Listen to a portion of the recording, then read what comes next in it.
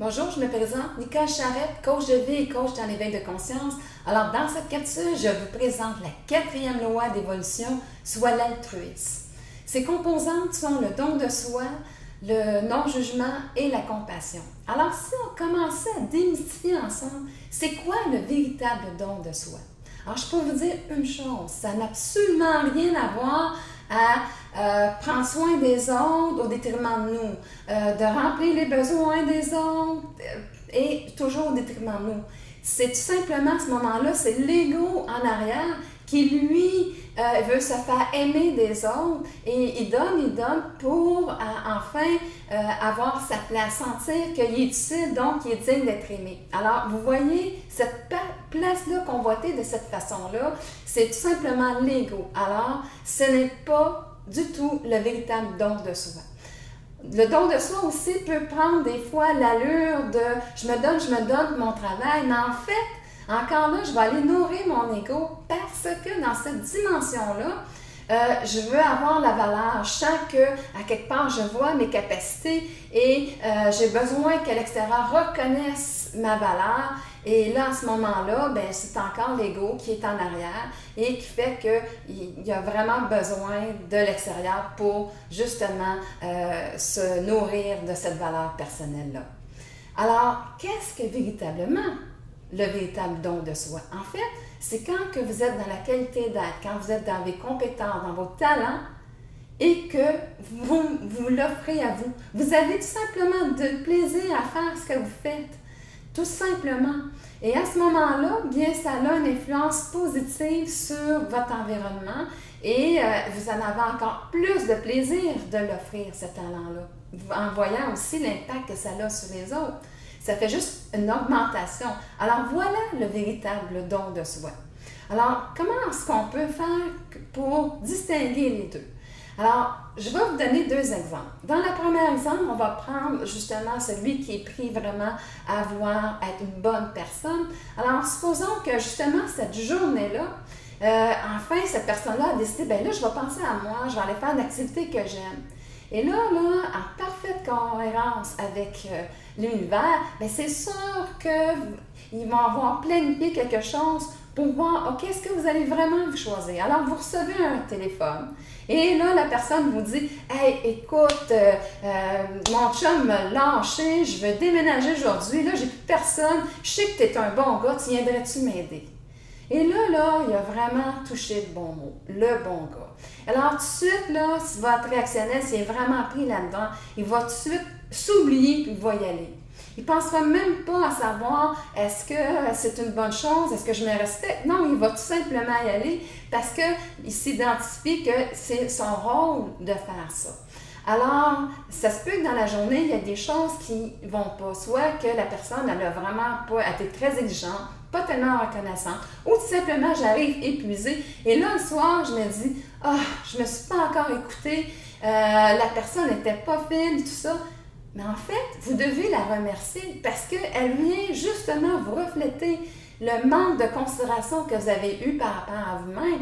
Et cette manque de considération-là, c'est le reflet que la personne va vous avoir donné dans la journée. Et l'utilité de ça, quand on commence dans un état de conscience éveillé, c'est que là, on peut l'utiliser dans le bon côté. On peut l'utiliser en disant, bon, ben garde, j'ai encore ce travail-là à faire, d'arrêter dans le réactionnel, de pouvoir prendre soin de moi. Je ne l'ai pas fait, donc j'en prends conscience et je change. Si la personne, elle, par contre, est à la bonne place, elle peut avoir planifié la même chose. Le téléphone arrive, mais là, c'est l'ami qui appelle, « Hey, tu sais pas quoi, je déménage aujourd'hui, mon beau-frère te supposé m'aider, il est malade. Hey, mon chum, tu viendrais-tu m'aider? » Tu sais, on a tout le temps du fun ensemble, tu vas avoir du plaisir pareil, puis tout ça. Et là, le plaisir, c'est comme, OK, je vais avoir du plaisir, mais c'est vrai que j'ai du plaisir avec cette amie-là. Fait que si c'est comme, OK, regarde, ça augmente mon plaisir parce qu'en plus, je sais que ça va être utile et qu'il l'aurait fait pour moi aussi. Donc, je reste encore dans le plaisir, c'est juste que je viens de changer de dimension. Et quand c'est vraiment ressenti, quand c'est vraiment la bonne place, ils vont passer une excellente journée en chum, à déménager, ils vont rire à travers ça et ça va être une journée magique. Alors, vous voyez la différence entre les deux. L'autre a juste fait un changement de plaisir à un autre et c'est tout. Alors, si je donne un exemple, comme je disais tantôt au travail, au niveau de la valeur, bon, la personne, elle travaille, elle donne tout ce qu'elle a, elle a sacrifié beaucoup pour la compagnie parce qu'elle sait comment les gens l'apprécient et comment, à quelque part, qu'ils ont besoin d'elle pour tout simplement que tout fonctionne bien. Elle est vraiment très compétente. Et là, à ce moment-là, bien, un moment donné, les dirigeants décident de vendre. Il y a une nouvelle personne qui arrive. Et là, à ce moment-là, tout ça change. Parce qu'eux autres, au lieu, la nouvelle personne, au lieu de le reconnaître, elle convoite cette place-là. Elle veut prendre le pôle, elle veut que, justement, c'est ma compagnie, elle m'appartient, c'est moi. Alors, elle ne va pas aller regarder comment les autres fonctionnaient, elle va simplement imposer sa façon de faire. Alors, à ce moment-là, quand je suis dans cette dimension-là, qu'est-ce qui va m'arriver? C'est tout simplement que là, mon ego va être tout frustré. Il va peut-être même être indigné de dire « Hey, cette personne-là ne reconnaît pas tout ce que j'ai fait. » Et là, à ce moment-là, elle va se sentir blessée, elle va se sentir vraiment vide et pas reconnue. Par contre, si la personne est vraiment à la bonne place, c'est que pendant toutes ces années-là, elle a eu du plaisir, elle a travaillé. Et là, quand l'autre personne arrive, elle tombe plutôt dans l'observation, de dire « Oh, bon, OK, cette personne-là, elle veut imposer, elle ne regarde pas vraiment qu'est-ce qui a été fait, elle allait se renseigner. » Et tout ça, elle est vraiment une personne possessive. Et là, à ce moment-là, ben, je vais évaluer la chose, de dire « Regarde, moi, là, tu sais, je vois bien que je n'arrive pas à changer là-dedans, à en parler, d'être entendue. Donc, je dois juste constater que finalement, j'ai plus de plaisir à travailler ici. Donc, tout simplement, bien, je vais tout simplement quitter l'emploi pour me trouver un autre emploi que je vais avoir autant de plaisir que j'en avais et encore plus. Alors, vous voyez, là, c'est vraiment l'évaluation, comme je disais, son état de plaisir. Il n'y en a plus, il part. C'est sûr qu'il va avoir travaillé avant, mais quand il voit que ça ne s'arrange pas et que ça s'enlise, il va tout simplement faire le choix de quitter parce qu'il ne veut pas se vider de lui-même. Donc, il a besoin d'avoir du plaisir et il change tout simplement. Alors, qu'est-ce qui empêche finalement qu'on soit capable d'entrer là-dedans? Je peux vous dire, une des choses qui nous empêche le plus, c'est le jugement. Le jugement, en fait, ce que ça fait, c'est que ça stagne l'énergie, en fait, et ça crée aussi des attentes, des exigences face à nous-mêmes. Alors, je vais vous donner un exemple pour bien l'illustrer, parce que sinon, ça va être un petit peu plus difficile à comprendre. Alors, supposons que moi, j'ai eu un père, que ce père-là, il n'a jamais été présent. Il était toujours au travail et tout ça. Alors moi, là, je me dis, ben, mec, j'ai des enfants, ben moi, je ne serai pas comme mon père, je ne serai pas comme lui, je vais être présente pour mes enfants. Alors, là, mon ego, il prend ça. Et là, lui, là, il veut bien faire, dans le fond. Il est là pour me protéger. Fait que là, il dit, ben, regarde, là, il va bâtir toute une exigence face à moi. Alors que lorsque je deviens père, il exige qu'à chaque fois qu'il y a quelque chose, que je sois présent. Fait que si, à quelque part, j'ai de la disponibilité, ça va faire que je vais être trop présent et que mon fils va me prendre comme acquis. Et là, à ce moment-là, ça va emmener une autre dynamique qui ne sera pas plus plaisante. Ou sinon, j'ai dans un air très chargé et je vais toujours être insatisfaite parce que je vais des fois pas avoir le temps d'être présent et à ce moment-là, ben, je vais me juger de dire, ben regarde, je ne suis pas un bon père, je fais pareil comme mon père, je ne suis pas présent et tout ça. Et à ce moment-là, voyez-vous, quand l'ego a pris cette dimension-là, cette énergie-là, ben, il reste stagné dedans et c'est l'enfant qui est là en arrière qui essaie d'agir au lieu d'être vraiment l'adulte qui se présente. Alors, à ce moment-là, comment faire? Bon, allons voir. Qu'est-ce qui est important là-dedans? La manque de présence, c'est que j'ai le sentiment de ne pas être important. Donc, à quelque part, je dois le déplacer dans une valeur. Et là, à ce moment-là, quand je le déplace dans une valeur, je le déplace dans le discernement. Donc, nécessairement, si je l'emmène dans un espace de valeur, je dois faire appel à l'adulte au lieu de l'enfant qui est dans l'ego. Alors, à ce moment-là, bien, je vais avoir un meilleur discernement. Alors, prenons un exemple pour bien l'illustrer. Supposons que j'ai mon fils qui arrive et dit « Hey, papa, je suis tellement content, on a gagné au soccer aujourd'hui, la finale, c'est en fin de semaine, tu vas venir, hein? » Ben, le père, là, il dit « Oh boy, la première situation, oh non, moi, je t'ai faite complètement. Ben, je peux pas, je suis tellement désolée, j'ai une réunion, puis je suis vraiment désolée, mais je peux pas être là. » Parce que lui, c'est encore la présence que l'ego lui a dit. Il reste stagné là. Alors là, ce qui arrive, c'est que là, quand il va être à son meeting, parce qu'il est à l'extérieur, ben, il va penser à son fils, comme quoi qu'il le déçoit. Puis là, il ne sera pas vraiment capable d'être dans son environnement présent. Ou si elle a décidé de ne pas y aller, ben, à quelque part, ça serait sentir coupable de ne pas être à sa job. Donc, c'est toujours, l'affaire, c'est comme je ne me sens pas à la hauteur. Et c'est ce que vraiment je vais aller nourrir à ce moment-là. Par contre, si j'ai mis ça dans un espace de valeur, le scénario va être complètement différent.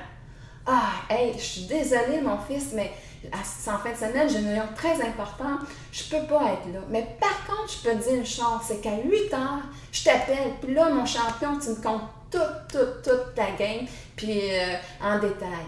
Alors, à ce moment-là, voyez-vous, c'est que là, il sait qu'il y a quelque chose d'important, mais que son père va prendre du temps et qu'il va justement venir parler avec lui. Alors, à ce moment-là, oui, il peut être déçu, mais il sait qu'il est important dans la vie de son père.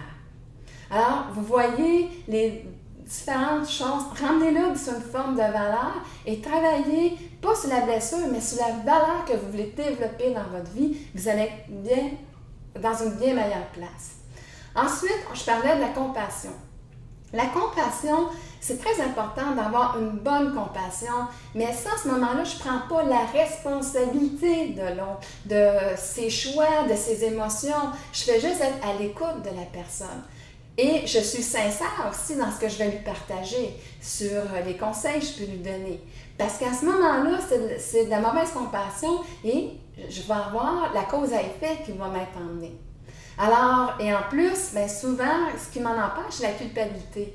Parce que je disais, ah ben moi, quand j'ai le côté responsable très fort, ben si je ne prends pas soin de l'autre, ben de sa douleur, ben je me sens coupable, parce que je me sens coupable d'être heureux. Non, l'autre, vous pouvez l'accueillir, rester heureux, mais l'accueillir et de faire en sorte que vous l'écoutez, mais ça ne change pas votre état d'être. Vous êtes juste en train de l'écouter et lui donner un conseil. Si vous rentrez dans son état d'être, ça peut donner des drôles de choses. Je vais vous donner un exemple. Supposons là, que moi, je suis un fiscaliste, puis là, je reçois quelqu'un, puis là, il est vraiment là, sur le bord de la faillite. Tout le monde lui a dit que ça serait ça, puis qu'il n'y avait pas d'issue, qu'il devait l'accepter. Et lui, là, il vient me voir en dernier cours. Puis là, il est très insistant, puis il dit, mais regarde, je suis sûre qu'il doit y avoir un truc, il doit sûrement avoir quelque chose que je peux faire pour sauver ma compagnie et tout ça.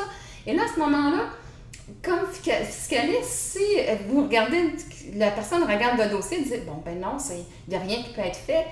Et là, de dire, ben regarde, la chose qui doit être là, c'est que, regarde, les erreurs que tu as faites, ben tu as appris de ça. Fait que recrée tout simplement une autre compagnie, pars avec quelque chose que tu vas avoir bâti et regarde, tu vas être encore un meilleur entrepreneur parce que tu vas avoir appris de tout ça. Et là, à ce moment-là, je suis sincère. Mais si j'embarque dans l'ego, dans la mauvaise compassion, je dis, hey, Colin, il faudrait bien que je sois capable de l'aider. Puis là, ça ne marchera pas, mais tout à coup. Fait que là, je l'embarque, dire, bon, regarde, peut-être si tu ferais ça, ou ça, ou ça. Regarde, peut-être ça t'aiderait, peut-être que ça viendrait à bout, puis que tu y arriverais. Alors, à ce moment-là, l'autre, il part, puis là, quand que la faillite arrive, lui, il a besoin, s'il n'est pas capable, son ego n'est pas capable de prendre la responsabilité de tout ça, à ce moment-là, il va aller voir l'autre, il va dire, hey, c'est ta faute si j'ai fait faillite, regarde, tes conseils n'ont pas marché, puis finalement, ben, j'ai fait faillite.